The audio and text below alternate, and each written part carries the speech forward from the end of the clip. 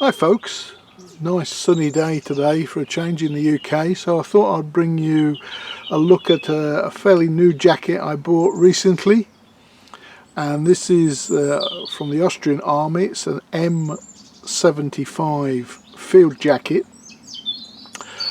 M75 being from 1975 uniform, but it's very much based on the iconic American M75 jacket from the Vietnam War era. I mean, the Americans had field jackets going right back to, I think the first one was 1941 and then 1943, and then they had, I think, a 51 and maybe a 53 during the Korean War. Excuse me. And then the M65 during Vietnam, and then onwards, I think, into the 2000s when they switched over to camouflage pattern. Anyway, this is based on the M65, but it does have some differences as well, so we'll have a look at that. I mean, what's interesting is that we can see it's a solid colour. I mean, it sort of looks green to me, to my eyes. Its official destination is RAL 7013, which is a browny grey colour officially. And the Austrian forces, perhaps one of the last major forces in one respect, to switch over to camouflage patterns, which I think they did from 2019, and somebody from Austria can verify that. But in fact they had a camouflage pattern right back in 1957. They introduced camouflage. They were probably one of the first of the major forces, and then for some reason they switched back.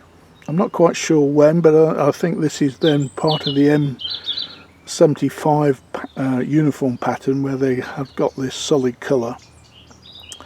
The other forces that come to mind that still use solid colours is the IDF, the Israeli Defence Force. But they say the Austrians have now moved on to a camouflage pattern, so these sort of items and other items are coming onto the surplus market. So we'll take a closer look at it. It is a cold weather jacket, that's what it's designed to be for. So let's just have a look at the label. You can get that in the shot. It says 100% polyamide nylon, 100% PTFE Gore-Tex, and then 50% polyester bamboo. I guess that wool, I'm not sure. Somebody from Austria can tell me. Year 2000. It's got the washing instructions, and then you've got the sizing here. Now, one thing about this is it's got a very smart, make sure I'm in camera, very smart zip system, whereby it's got a nylon zip, but then you've got one flap that comes over, and then the second flap that comes over with a press stud to do that up. So that makes it a very sort of waterproof system, basically. Quite smart. It's got 4 major pockets, again with press studs, 2 at the top and then 2 lower down. You've got adjustments on the sleeve so that you can tighten them up again to keep the rain out, or I guess in Austria the snow out as well. It's got a hood. I've opened that up. It goes into the collar, and then you open it up and you've got a hood there. Okay, just for extra protection, of which you can, got some toggles here to tighten them up if you wanted to. Epaulets on the shoulder. It's got a, just open that up again, waist adjustment.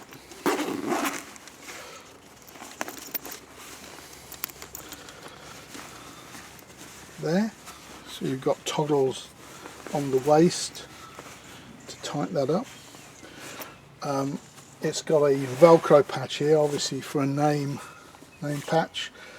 And on this collar, on this shoulder, it's got a patch with the Austrian logo, coat of arms, and I think that's pronounced Bundesheer, the Austrian Armed Forces.